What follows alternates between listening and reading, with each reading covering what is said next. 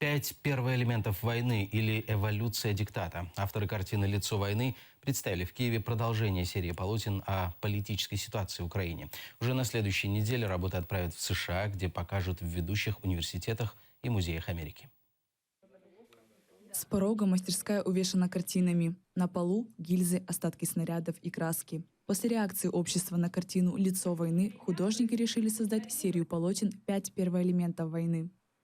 Потому как мы работаем в жанре философского символизма, и неотъемлемой частью наших работ является вот такая как лекция, да, и вот мы с помощью этой серии делаем такой анатомический срез, пытаемся разобраться в психологических первопричинах и следствиях возникновения войны и возникновения желания в человеке быть диктатором, то есть и в реакции социума на диктат. Поднимаем и вопрос ресурсов, из-за которых это происходит, поднимаем вопрос пропаганды, поднимаем вопрос манипуляции, жадности и бессмысленной готовности человека убивать себе подобных.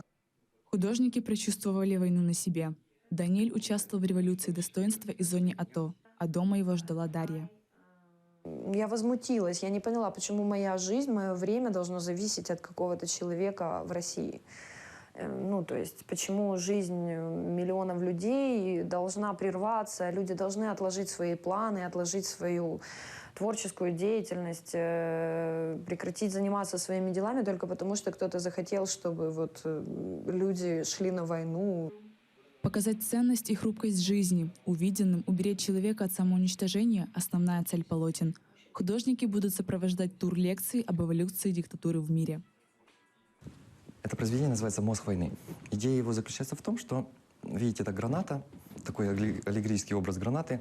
В каждом квадратике находится объектив видеокамеры или кинокамеры или фотокамеры. Потому что, в первую очередь, для диктата жизненно необходима пропаганда. Диктат невозможен без пропаганды, потому что ему нужны последователи. Авторы рассказывают о смысле, который вложили в работы. А вот сердце войны — это некое такое чудовище, которое перекачивает нефть и природные ресурсы.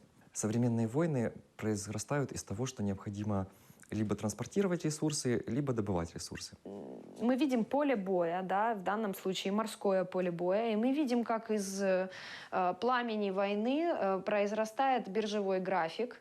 И этот биржевой график, он, вот видите, от свинцовых, от гильз переходит в золото и вот заканчивается вот такими золотыми слитками.